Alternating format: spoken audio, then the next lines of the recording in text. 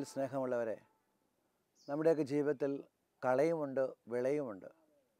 കളയെന്ന് പറയുമ്പോൾ നമ്മുടെ മനസ്സിൽ വരുന്നത് അശുദ്ധിയാണ്, തിന്മ നിറഞ്ഞാണ്.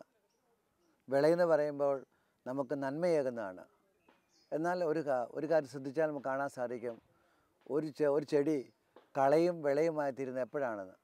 ഉദാഹരണമായിട്ട് ഈ മനോഹരമായ വയലിൽ, വിളഞ്ഞു കിടക്കുന്ന വയലിൽ ഒരു റോസച്ചെടി നിന്നാൽ ആ റോസച്ചെടിയെ നമ്മൾ വിളിക്കുന്നത് കളയെന്നാണ്.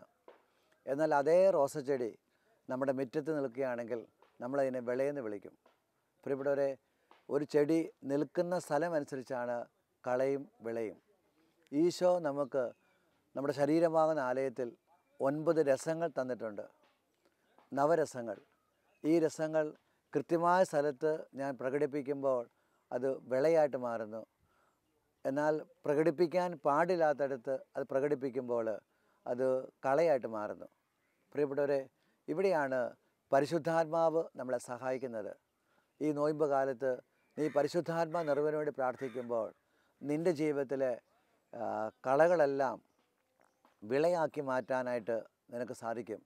ദൈവം നിന്നെ നയിക്കും. അതുകൊണ്ടാണ് റോമാലേഖനം അതിൻ്റെ 8:13 നമ്മൾ ഇപ്രകാരം വായിക്കുന്നു: ജഡത്തിൻ്റെ പ്രവണതകളെ ആത്മാവിൽ നിഗനിക്കാൻ സാധിക്കും. അപ്പോൾ നമ്മുടെ മൂലപാപങ്ങൾ നമ്മൾ മാറാൻ പ്രാർത്ഥിക്കുന്നതോടൊപ്പം ചിലപ്പോൾ അതിൻ്റെ ഒരു പൊസിഷൻ മാറ്റിയാൽ, പ്രിയപ്പെട്ടവരെ, ഒരു സ്ഥലം ചേഞ്ച് ചെയ്താൽ അതൊരു നല്ലൊരു ഇതായിട്ട് മാറ്റിയെടുക്കാൻ സാധിക്കും. എൻ്റെ വ്യക്തിപരമായ ചിന്തയിൽ എനിക്കെപ്പോഴും തോന്നുന്നതാണ്, നമ്മുടെ മൂലപാപങ്ങൾ എന്ന് പറയുന്നത് മരണം വരെ ഉണ്ടായിരിക്കും. എന്നാൽ നിങ്ങൾ ഭയപ്പെടരുത്. അതിൻ്റെ മേൽ പരിശുദ്ധാത്മാവ് നിറയാൻ വേണ്ടി ഈ കാലഘട്ടത്തിൽ, പ്രത്യേകിച്ച് ഈ നോയമ്പിൻ്റെ കാലഘട്ടത്തിൽ പ്രാർത്ഥിക്കുക. ദൈവത്തിൻ്റെ ആത്മാവ് അതിൻ്റെ മേൽ ആവസിക്കും. അപ്പോൾ നിങ്ങൾ നെഗറ്റീവായി കരുതുന്ന വികാരങ്ങൾ പോലും യേശു നന്മയായി തീർക്കും.